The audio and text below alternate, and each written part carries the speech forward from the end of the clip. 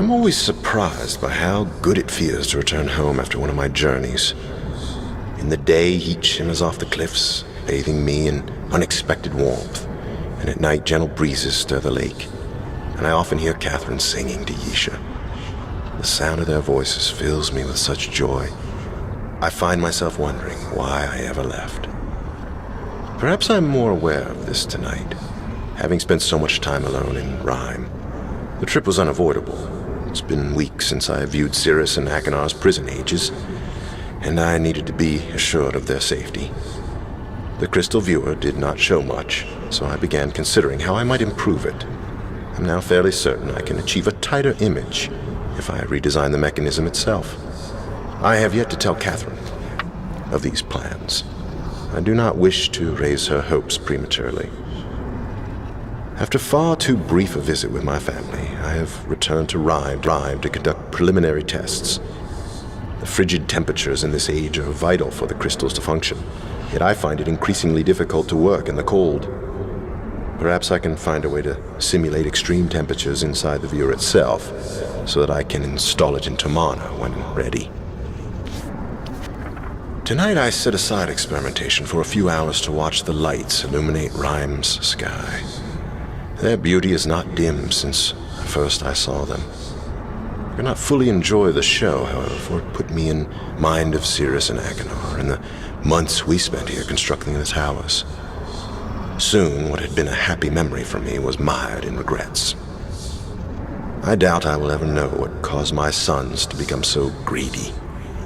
I only know that when they looked at the ages described in my library, fantastic worlds that one could travel to easily simply by touching a book's linking panel, they saw only dreams of wealth and power. They devised a plan, an evil plan. When my back was turned, they linked to my ages, plundered and destroyed them. I know Cirrus and Achenor must pay a price for these crimes, yet it brings me no joy to picture them stranded on the 2 uninhabited ages I wrote to protect my library from thieves.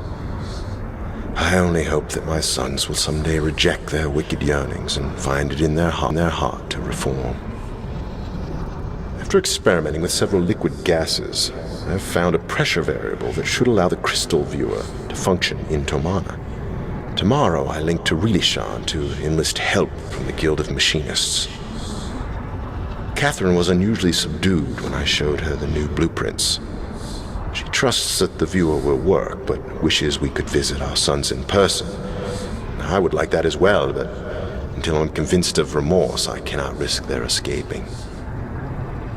I was fairly certain the evaporator coils would work, and indeed, I was able to achieve a blurry image of Spire within the new viewer's blank book. Unfortunately, a more powerful suppressor is needed to stabilize the image. Guildmaster Andritas suggested that I install several geodes inside the roof of the observatory, and then use an antenna to focus them. This should amplify the clean frequency enough so that the crystal viewer can work. Success. Not only was I able to view both Spire and Haven, but I also saw my laboratory on Rhyme quite clearly. The crystal code for Rhyme was difficult to remember, having not had much reason to use it previously. I must make a full list of codes soon, but for now I will keep Rhymes close at hand. I always knew my sons had great potential, but today I saw something that truly amazed me. Cirrus is harnessing electricity. At least that is what I assume, for the viewer caught a brief glimpse of something I had never before seen in this age. It had to be man-made construction. A burst of interference destabilized the image before I could study the device properly, but its existence offers proof that at least one of my sons is making the most of his confinement, rather than wallowing in despair. The interference effect is curious. It has disrupted my viewing of ages on more than one occasion. Although I first assumed it to be a problem with the geodes, I now believe it to be subsonic in origin. I think the roof antenna is picking up wave fluctuations emitted by one or more ages. If this is true, I might be able to use the fluctuations to hear what is occurring in an age. I shall have to think on this carefully. It has been an exciting 2 weeks. Catherine, Yisha, and I have just returned from Rilishan, where I spent most of my time in conversations with various guild masters.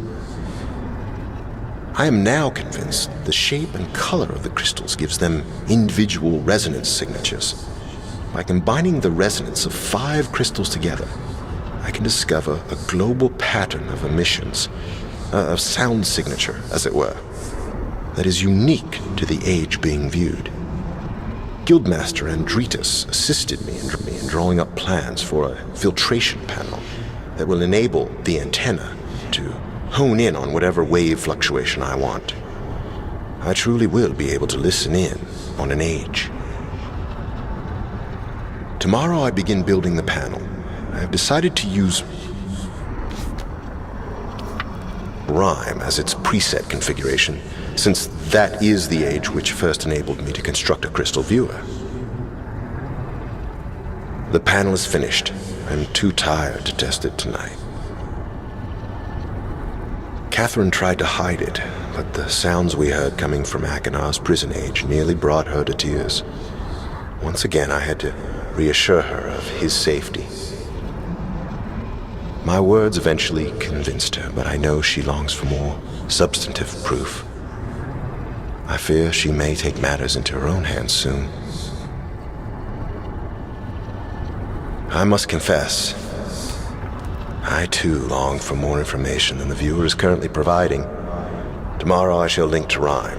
I have an idea for an attachment, something akin to a moving eye, that will allow me to change points of view while using the crystal viewer.